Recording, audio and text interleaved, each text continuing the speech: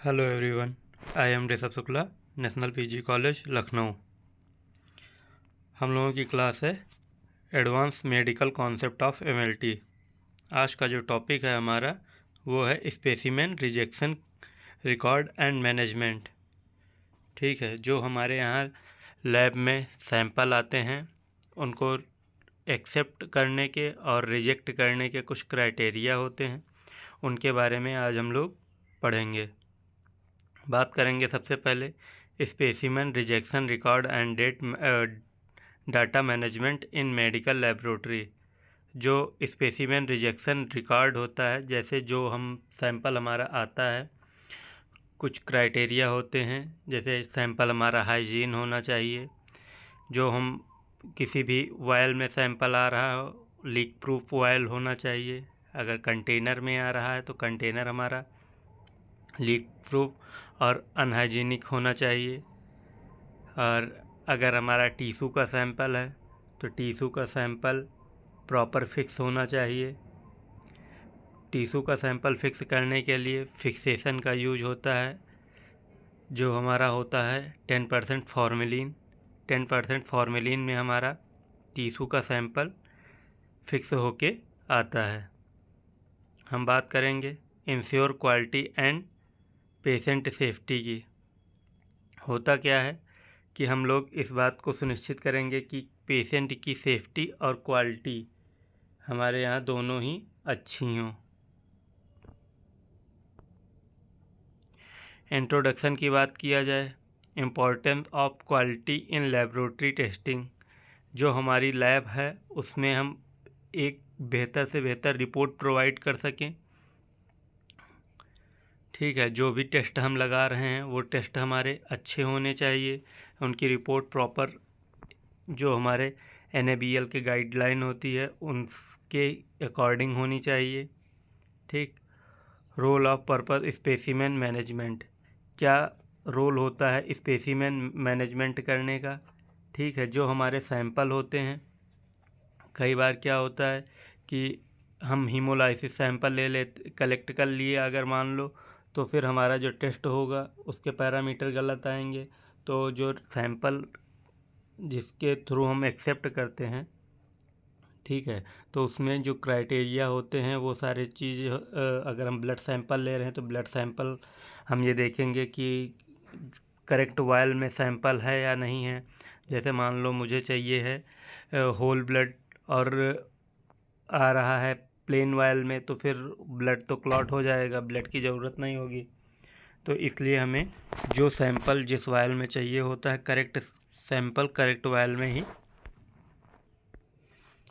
Correct sample हम correct vial में ही collect करेंगे। होल ब्लड की ज़रूरत होगी हमारा तो EDTA वायल में सैंपल आएगा, और अगर हमें सीरम की ज़रूरत होती है तो हमारा प्लेन वायल में सैंपल आता है। ठीक है, हम बात करेंगे why specimen rejection is a critical aspect. अगर हम बात करते हैं कि क्यों हम स्पेसिमेन को रिजेक्ट करते हैं और इसकी क्या भूमिका होती है, क्यों महत्वपूर्ण है स्पेसिमेन रिजेक्ट करना। बात करेंगे व्हाट इज स्पेसिमेन रिजेक्शन की। तो सबसे पहले हम बात करेंगे डेफिनेशन की, क्या होता है। Reflex to process a specimen due to pre analytic error. ठीक है, होता क्या है, अगर हम बात करेंगे प्री एनालिटिक, यानी देखो हमारे 3 टाइप से एरर होते हैं। एक होता है हमारा प्री एनालिटिक, एक होता है हमारा एनालिटिक, और एक होता है हमारा post analytic. Pre analytic error की बात किया जाए, प्री एनालिटिक एरर हमारे ऐसे ही होते हैं, जैसे कि बात करते हैं, जैसे हमारा करेक्ट पेशेंट का सैंपल लेना हो, जिस पेशेंट का सैंपल लेना हो और गलती से दूसरे पेशेंट का सैंपल कलेक्ट हो जाए, तो ये हमारे प्री एनालिटिक एरर में आते हैं। मान लो मुझे चाहिए होगा होल ब्लड, EDTA वायल में हमें होल ब्लड चाहिए होगा और हमने गलती से प्लेन वायल में सैंपल कलेक्ट किया, तो ये सब हमारे प्री एनालिटिक एरर में आते हैं। और कंटामिनेशन हो गया, यानी कि हमारी जो वायल है वो हमारी वायल अनहाइजीनिक थी, तो उसमें जो हम लोगों ने सैंपल कलेक्ट किया वो हमारा अनहाइजीनिक सैंपल यानी कि वो कंटामिनेशन सैंपल हो गया, या फिर हम बात करते हैं मान लो सैंपल कलेक्ट करना है और जिस अमाउंट में हमें सैंपल चाहिए होगा उस अमाउंट में हमारा सैंपल नहीं है, तो ये भी हमारे प्री एनालिटिक एरर में आ जाते हैं। ठीक है, बात करते हैं हम लोग एनालिटिक एरर की। तो एनालिटिक एरर में क्या होता है कि एनालिटिक एरर में जब हम टेस्ट को परफॉर्म कर रहे हों यानी टेस्ट प्रोसीड कर रहे हों, उस टाइम पे जो गलती होती हैं उनको हम लोग एनालिटिक एरर बोलते हैं। जैसे मान लो हमें टेस्ट लगाना है और टेस्ट लगाने के बाद गलती से उस पर कोई दूसरा रेजेंट आ जाए, या किसी दूसरे तरीके से हम लोग कोई सैंपल हमारा ज़्यादा हो जाए, यानी कि प्रोसीजर करते टाइम पे किसी भी प्रकार की जो गलती होती है वो हमारी एनालिटिक एरर में आ जाती है। ठीक है, अब हम बात करेंगे पोस्ट एनालिटिक एरर की। पोस्ट एनालिटिक एरर वो होते हैं जैसे मान लो सैंपल आपने कलेक्ट किया, प्रोसीजर भी हो गया, उसके बाद में जब हमें रिजल्ट प्रोवाइड करनी होती है तो लेबलिंग यानी कि जो हमारा नेम में गलत हो सकता है, या फिर हम किसी दूसरे पेशेंट को पेशेंट का रिपोर्ट दे दें, उस टाइम पे गलती हो गई।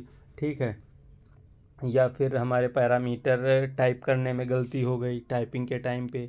ठीक है, तो ये हमारे पोस्ट एनालिटिक एरर होते हैं। ठीक है, 3 टाइप से एरर होते हैं।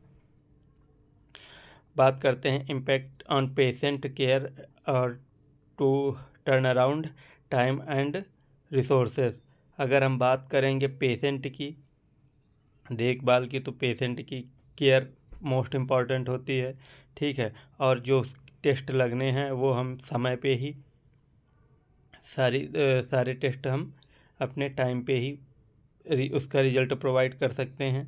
ठीक, और किसी भी प्रकार की कोई भी प्रॉब्लम हो तो उसके लिए भी हम तुरंत उसका उपचार करते हैं। बात करते हैं common reason for specimen rejection की।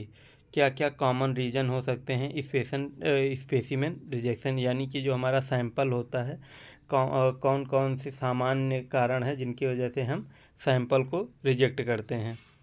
ठीक है, क्यूएनएस की बात किया जाए, क्या होता है क्वालिटी नॉट सफिशिएंट। ठीक, यानी कि हमें जो इंडिकेट वैल्यू यानी कि क्या होता है कि क्वालिटी नॉट सफिशिएंट, जितने मैंने अभी यही बताया था आपको, जिस मात्रा में हमें सैंपल कलेक्ट करना हो उससे अगर कम हो रहा है तो हम ये सैंपल को कलेक्ट नहीं करेंगे। बात करते हैं हीमोलाइसिस की, रेड ब्लड सेल ब्रेकडाउन।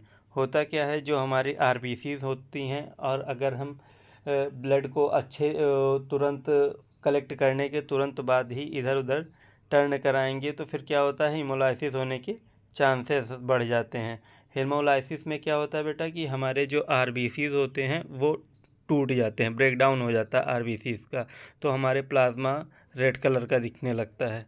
ठीक है, बात करते हैं हम लोग clot blood for whole blood test, थक्का जमा हुआ रक्त। और अगर हमें वही चीज़ मैंने अभी आपको बताया कि अगर मुझे होल ब्लड की ज़रूरत होगी और हमारा ब्लड क्लॉट हो गया होगा, यानी कि हम प्लेन वायल में अगर सैंपल दे रहे हैं ईडीटीए टेस्ट के लिए प्लेन वायल में सैंपल देंगे, सीबीसी टेस्ट के लिए हमारा ईडीटीए वायल में सैंपल आता है, हमें होल ब्लड की ज़रूरत होती है। ठीक है, अगर हम बात करते हैं कि सैंपल जो हमारा है वो प्लेन वायल में आ रहा है ईडीटीए टेस्ट का, ईडीटीए वायल में हमारा अगर सैंपल नहीं आ रहा है और हमें सीबीसी टेस्ट करना है तो क्लॉटेड ब्लड से हम सैंपल नहीं लगा सकते हैं, इसलिए वो हमारे सैंपल रिजेक्शन क्राइटेरिया में आते हैं। Common reason for specimen rejection part 2। अगर हम बात करते हैं incorrect specimen type of the request test, यानी कि अगर हम बात करते हैं कि जो टेस्ट हमारा होना है उस टेस्ट के अलावा उस मतलब जो हमारी वो टेस्ट सीट होती है जिस पे डॉक्टर प्रेस्क्राइब करता है, टेस्ट लिखता है और पता चल रहा है कि जो टेस्ट होना है उसके अलावा दूसरा सैंपल, इसमें मान लो मैं कह रहा हूँ गलत सैंपल की बात किया जाए तो इसमें क्या होता है कि होना है यूरिन टेस्ट और वो स्पुटम टेस्ट ला रहा है। ठीक है, या फिर ब्लड टेस्ट होना है, वो यूरिन का टेस्ट करा रहा है, ठीक है। तो ये इस तरीके भी हमारे इनकरेक्ट स्पेसिमेन टाइप से भी हो सकते हैं, यानी कि गलत सैंपल भी हो सकता है, ठीक है, जिनमें हमें रिजेक्शन के क्राइटेरिया में आता है। In proper collection tube container, यानी कि जिस वायल में हमें सैंपल कलेक्ट करना है, अगर गलती से दूसरे वायल में कलेक्ट कर लिया, उस कंडीशन में भी हमारा क्या होता है, सैंपल रिजेक्शन क्राइटेरिया में आता है।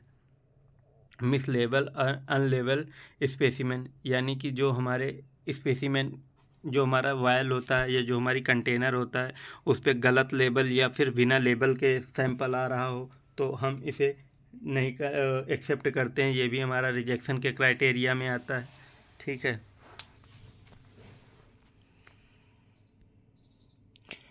बात करते हैं जैसे हमारे एक्सपायर्ड कलेक्शन ट्यूब, जो हमारी क्या होती हैं, जो हमारी कलेक्शन ट्यूब है उसकी एक्सपायरी डेट हो गई हो, उस कंडीशन में भी हम लोग सैंपल को कलेक्ट नहीं करते हैं।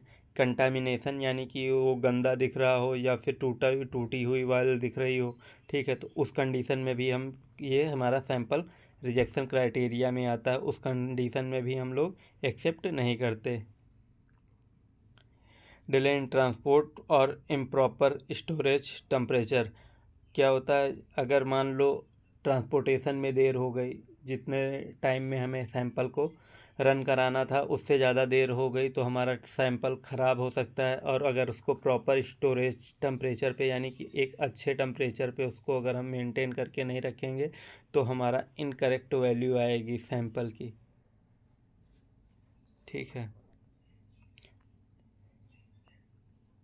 तो ये थे हमारे कुछ सैंपल रिजेक्शन क्राइटेरिया, कि इनकी वजह से हम लोग सैंपल कलेक्ट नहीं करेंगे, ठीक है, एक्सेप्ट नहीं करेंगे, ठीक। अब हम बात करते हैं वाई रिकॉर्ड स्पेसिमेन रजिस्ट्रेशन। अगर हम बात करते हैं, सॉरी, रिजेक्शन, अगर हम बात करते हैं कि क्यों क्यों हम एक्सेप्ट नहीं करते हैं, ठीक है, और इनका रिकॉर्ड मेंटेन करके क्यों रखा जाता है, ठीक। Identify trend and root cases for error, होता क्या है, बात करते हैं identify trend and root causes of error. होता क्या है कि क्यों गलती हो रही है, ठीक है, इसकी पहचान के लिए, क्यों एरर हो रहा है, इसकी पहचान के लिए हमें आइडेंटिफाई करना होता है कि किस वजह से हम लोग सैंपल को रिजेक्ट कर रहे हैं, ठीक है। इम्प्रूव प्री एनालिटिक प्रोसेस, क्या है कि हमें इम्प्रूवमेंट करनी होगी अपने प्री एनालिटिक एरर में, किसी भी प्रकार की गलती ना हो, यानी कि सही पेशेंट का सैंपल कलेक्ट करें, ठीक है, प्रॉपर जो जिस वायल में सैंपल कलेक्ट करना है, मैं वो उसी वायल में हम सैंपल कलेक्ट करें। तो यानी जो हमारे प्री एनालिटिक एरर होते हैं उनमें हम लोग इम्प्रूवमेंट करेंगे, ताकि किसी भी प्रकार की गलती ना हो प्री एनालिटिक में, ठीक। ट्रेनिंग और अपॉर्चुनिटी ऑफ फॉर स्टाफ, होता क्या है, जो हमारे यहाँ के स्टाफ होते हैं उनको अच्छी से अच्छी ट्रेनिंग दिया जाए, ठीक है, ट्रेनिंग के लिए अवसर प्रदान किया जाए, यानी कि अपॉर्चुनिटी दी जाए उनको अच्छी ट्रेनिंग के लिए, ठीक। बात करते हैं हम लोग स्पेसिमेन रिजेक्शन रिकॉर्ड की, ठीक है, एलिमेंट्स की, यानी कि जो हमारे किस कारण से हमने सैंपल को रिजेक्ट किया है। बात करते हैं हम लोग स्पेसिमेन रिजेक्शन रिकॉर्ड एलिमेंट्स की, यानी कि जो हमारे सैंपल हों उनके, जो हम रिजेक्ट करते हैं उनके रिकॉर्ड के एलिमेंट्स के बारे में पढ़ेंगे, यानी date and time of rejection, किस डेट को हम सैंपल रिजेक्ट कर रहे हैं और किस टाइम पे रिजेक्ट कर रहे हैं। पेशेंट का नाम और आईडी, ठीक है, पेशेंट की नाम और आईडी। टेस्ट रिक्वेस्ट फॉर्म, यानी कि जो हमारा टेस्ट रिक्वेस्ट फॉर्म होता है उसको देखेंगे, ठीक। रीज़न फॉर रिजेक्शन, क्या कारण है सैंपल ना कलेक्ट करने का, ठीक। कलेक्शन बाई इफ़ नोन, यानी कि किसके द्वारा सैंपल कलेक्ट किया गया है, ठीक। एक्शन टेकन, यानी कि जो हमारा क्या होता है, कई बार सैंपल को दोबारा से कलेक्ट करवाना पड़ता है। ठीक। रिजेक्शन बाय टेक्नीशियन नेम, कौन सा लैब टेक्नीशियन है जो सैंपल को रिजेक्ट कर रहा है। ठीक है, ये सारे हमारे जो हैं ये रिकॉर्ड हैं कि हम सैंपल क्यों नहीं कलेक्ट कर रहे हैं और कितने टाइम पे कलेक्ट कर रहे हैं, किस टाइम पे हम लोग रिजेक्ट कर रहे हैं, कौन सी डेट को रिजेक्ट कर रहे हैं, किस कारण से सैंपल रिजेक्ट कर रहे हैं, कौन सा स्टाफ हमारा सैंपल रिजेक्ट कर रहा है। ठीक है, ये सारे हमारे रिजेक्शन के एलिमेंट्स हैं। अब हम बात करेंगे मेथड फॉर रिकॉर्डिंग मैनुअल, यानी कि जो हमारा रिकॉर्ड मैनेजमेंट करने की बात किया जाए कि कैसे हम रिकॉर्ड को मैनेजमेंट करते हैं। तो सबसे पहले बात करते हैं हम लोग लॉग बुक या रजिस्टर, या तो हमारे पास एक लॉग बुक होगी या फिर रजिस्टर होगा जिसमें हम लोग सारा रिकॉर्ड मेंटेन करेंगे। ठीक है,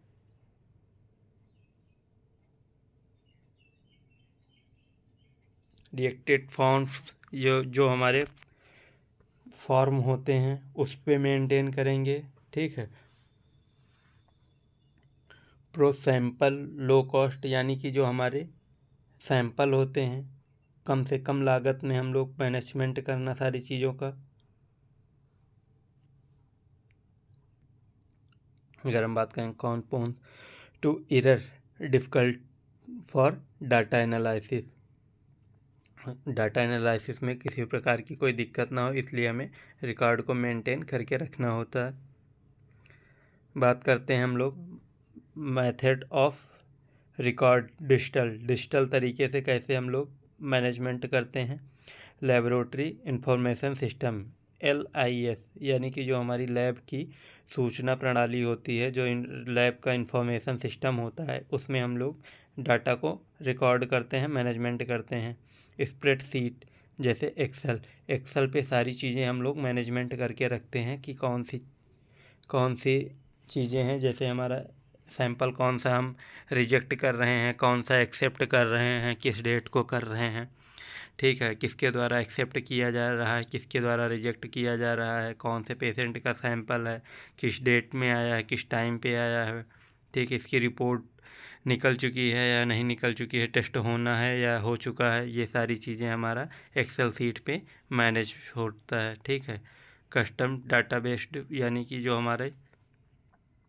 हमारा कस्टम होता है वो डाटा बेस्ड होता है। ठीक है, प्रोस इफेक्शन accurate easy data analysis trend infection होता क्या है कि इससे हमारा जो डाटा डाटा जो हम कलेक्ट करते हैं वो हमारी बहुत आसानी से कलेक्ट हो जाता है बिना किसी एरर के और बिना किसी गलती की। हम लोग डाटा को मैनेजमेंट कर लेते हैं ताकि हमें बाद में किसी प्रकार की कोई चीज़ें चाहिए होती हैं तो दोबारा से रिकॉल हो सकती हैं। ठीक है, कौन little step cost request training, यानी कि जो हम रिक्वेस्ट ट्रेनिंग करते हैं उसमें हमारा किसी प्रकार का जो सेटअप लगाते हैं उसमें किसी प्रकार की कोई गलती ना हो। ठीक है, इसके लिए हमें ट्रेनिंग की आवश्यकता होती है। ठीक, डाटा मैनेजमेंट की, डाटा मैनेजमेंट द प्रोसेस, यानी कि डाटा मैनेजमेंट कैसे करते हैं। ठीक, क्या होता है collection for rejection date, collection और रिजेक्शन डेट को हम लोग नोट डाउन करते हैं। ठीक, एंट्री इनटू द सिस्टम, यानी कि जो हमारी कलेक्शन सिस्टम होता है जिसमें हम लोग सारी चीज़ें मैनेजमेंट करते हैं कि कौन सा हमारा सैंपल है, कौन सी हमारी स्पेसिमेन है।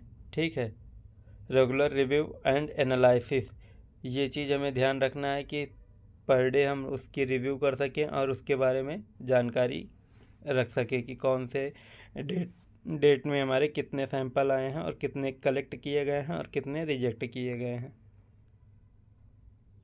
रिपोर्टिंग टू द रिलेवेंट, ठीक, स्टेक होल्डर्स, यानी कि जो हमारी रिपोर्ट है वो अच्छी होनी चाहिए और जिस पेशेंट की है उसी को प्रोवाइड हो सके। ठीक। Data analysis, what to look for, यानी कि जो हमारी डाटा एनालिसिस में क्या देखते हैं, तो हमारा क्या होता है, मोस्ट इम्पॉर्टेंट यही होता है कि मोस्ट कॉमन रिजेक्शन रीजन, क्यों हम डाटा सैंपल को रिजेक्ट कर रहे हैं।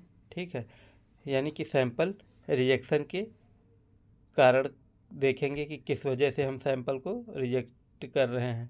Departments clinics with highest rejection rate, क्या कारण होता है जो हम किस कारण से सबसे ज़्यादा हम सैंपल को रिजेक्ट करते हैं। ठीक है। Specific test with high rejection rate, यानी कि जो टेस्ट हमारा लगना है उसके अलावा किसी और किसी जो हमारा टेस्ट होना है उस, जैसे मान लो CBC होना है और हमारा प्लेन वायल में सैंपल आया है, तो ये हमारे सबसे ज़्यादा इस तरीके के एरर होने के चांसेस होते हैं। गलत वायल में सैंपल आना और गलत टेस्ट के लिए हमारा बात करते हैं रिक्वेस्टिंग फॉर्म पे फिल होना। ट्रेंड्स ओवरव्यू टाइम, यानी कि हम लोग बात करेंगे समय के साथ में, जैसे हमारा जो हमारी चीज़ें होती हैं मैनेजमेंट की, वो हमें एक ईयर में ही सारे मैनेज करना होता है, यानी कि एक साल के अंदर एक साल के सारा डेटा मैनेजमेंट करना होता है। ईयर बाय ईयर हमारे यहाँ डाटा मैनेजमेंट होते हैं सारे। ठीक है। Using data for quality improvement, यानी कि हम बात करेंगे गुणवत्ता सुधार के लिए डाटा का उपयोग करना, यानी कि हम लोग एक बेहतर क्वालिटी प्रोवाइड करने के लिए डाटा मैनेजमेंट करना, डाटा का यूज़ करना। जैसे हम identify race for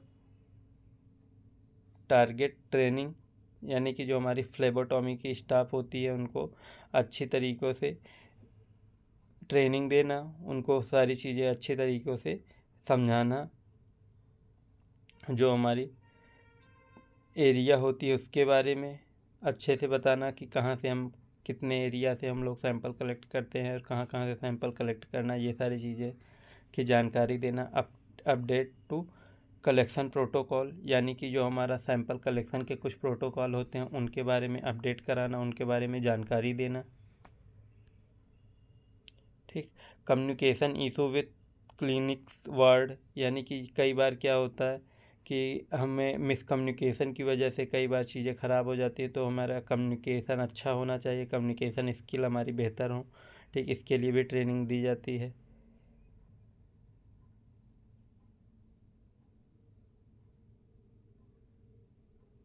implement new technologist, यानी कि जो हमारे नए प्रौद्योगिकी को लागू करना, जैसे हमारा क्या होता है बार कोडिंग के थ्रू हम सैंपल को बहुत आसानी से पहचानने में कोई दिक्कत नहीं होती, तो हम बार कोडिंग के थ्रू ही सैंपल को, सारे सैंपलों पे हमें बार कोड लगाना होता है, जिससे हमें आइडेंटिफाई करने में कोई प्रॉब्लम ना हो। बात करते हैं कम्युनिकेशन प्रोटोकॉल की, बात किया जाए तो हमारा क्या होता है कम्युनिकेशन प्रोटोकॉल में हमारे सबसे पहले बात करेंगे how to inform when a specimen is reject. अगर हम सैंपल को अस्वीकृत होने पर किसे सूचित करेंगे। ठीक है, ये ध्यान रखना है कि हमें किसको सूचना देना है। अगर हमारा लैब इंचार्ज है उसको हम सूचना देंगे कि हम सैंपल रिजेक्ट कर रहे हैं, और जो हमारा पेशेंट अटेंडेंस होगा उससे हम बताएंगे कि हम किस वजह से सैंपल को रिजेक्ट कर रहे हैं। ठीक है। हाउ टू इन्फॉर्म, कैसे इन्फॉर्म करेंगे हम उसको, यानी कि फ़ोन से, ईमेल से, या फिर जो हमारी लैब सिस्टम होती है, ठीक, उससे हम इन्फॉर्म करेंगे। क्या होता है importance of clear and conscious communication, होता क्या है अच्छी तरीके से हमें संक्षिप्त और इम्पोर्टेंट कम्युनिकेट करना चाहिए, यानी कि अच्छे से सारी चीज़ों को बात करके मैनेज करना चाहिए। ठीक है। अवॉइडिंग रिकलेक्शन प्रोसीजर, यानी कि हमें इस बात के लिए उनको एडवाइस करना चाहिए कि हम दोबारा से हमें सैंपल कलेक्ट करके दीजिए, ठीक है, और करेक्ट वायल में सैंपल कलेक्ट करके दीजिए, ठीक। रोल ऑफ स्टाफ ट्रेनिंग, क्या रोल होता है स्टाफ ट्रेनिंग का, हम बात करते हैं continuous education on pre analytic verbals, यानी कि जो हमारे प्री एनालिटिक में जो भी गलतियां होती हैं उनके लिए हमें अच्छा और बराबर एजुकेशन दिया जाए कि किस वजह से हमारे प्री एनालिटिक में कोई एरर ना हो पाए। Training on proper collection technique, यानी कि हमारा सैंपल कलेक्शन करने के लिए प्रॉपर ट्रेनिंग दिया जाना चाहिए कि कैसे सैंपल को कलेक्ट किया जाता है, ठीक। Importance of accurate labelling and documentation, proper तरीके से हमारा लेबल्ड होना चाहिए सैंपल, ठीक है, और जो हमारे डॉक्यूमेंटेशन है वो हमारी प्रॉपर करेक्ट होनी चाहिए, ठीक। Understanding the impact of errors, यानी कि जो हमारे इम्पैक्ट एरर हो रहे हैं उनके बारे में हमें जानकारी होनी चाहिए कि किस वजह से हम लोग सैंपल एरर आ रहा है या किस वजह से हम सैंपल को रिजल्ट प्रोवाइड नहीं कर पा रहे हैं, ठीक है। Regulatory and the residential requirements, यानी कि जो हमारे नियम और मान्यता की आवश्यकताएं होते हैं, यानी कि हमारा क्या होता है overview of relevant standard, NABL के गाइडलाइन के द्वारा जो हमारा स्टैंडर्ड होता है, ठीक है, हमें मैनेज करके रखना होता है। देखो हमारी स्टैंडर्ड और क्या होता है क्वालिटी और हमारा कैलिब्रेशन, ये सब हमारे इम्पोर्टेंट है NABL के अकॉर्डिंग, ठीक। Requirement for document procedure for specimen handling and rejection, क्या होता है कि हम देखते हैं कि जो हमारा सैंपल होता है उसको हैंडलिंग और उसके रिजेक्शन और किस वजह से हमारा सैंपल को रिजेक्ट किया गया है, ये सारी हमारी प्रोसीजर होती हैं, ठीक। इम्पोर्टेंस ऑफ एडिटेड ट्रायल्स, यानी कि हमारे देखेंगे ऑडिट के ट्रायल्स के लिए हम देख सकते हैं क्या ज़रूरी है, ठीक है। केस स्टडी की बात किया जाए, ठीक है, तो क्या होता है प्रेजेंट है real world example of who reject that lead to an improvement, होता क्या है जो हमारी एक वास्तव दुनिया का उदाहरण मान लो इसको कि जैसे कि हम किस वजह से स्पेसिमेन को रिजेक्ट कर रहे हैं, उसमें हम क्या इम्प्रूवमेंट कर सकते हैं, ठीक है। बिफोर एंड आफ्टर स्टैटिस्टिक्स, यानी कि हमारे सैंपल कलेक्ट होने और रिजेक्ट होने के बाद में हम क्राइटेरिया देखेंगे कि हमारे कितने क्राइटेरिया में हमारे कितने सैंपल रिजेक्ट हुए हैं, कितने सैंपल हमारे एक्सेप्ट हुए हैं, ठीक है। कि आप टॉकवेज की बात करें, मुख्य बात की बात किया जाए कौन कौन से हमारे इम्पोर्टेंस टॉकवे होते हैं, ठीक है, मुख्य बातें कौन कौन सी होती हैं, तो हमारा specimen rejection is a critical quality indicators, यानी कि हमारा जो सैंपल रिजेक्शन होता है वो एक बहुत इम्पॉर्टेंट ही इंडिकेशन होता है, संकेत होता है, ठीक है। Review debt management is essential for improvements, जो हमारी रिव्यू डेट यानी कि जो हमारा डाटा कलेक्ट होता है उसको हम लोग उसमें सुधार करेंगे कि अच्छे से अच्छे तरीके से हम लोग सारी चीज़ें मैनेज कर सकें, ठीक। Communication training and communication are key, ठीक। Continuous training and communication are key, यानी कि अच्छे तरीके से हमें कम्युनिकेट करने के लिए ट्रेनिंग देनी चाहिए, ठीक। Aim for zero preventable rejection, यानी कि क्या होना चाहिए कि हमारे पास जो भी सैंपल कलेक्ट हो रहा है उसमें 0% एरर आने चाहिए, किसी प्रकार की कोई गलती नहीं होनी चाहिए।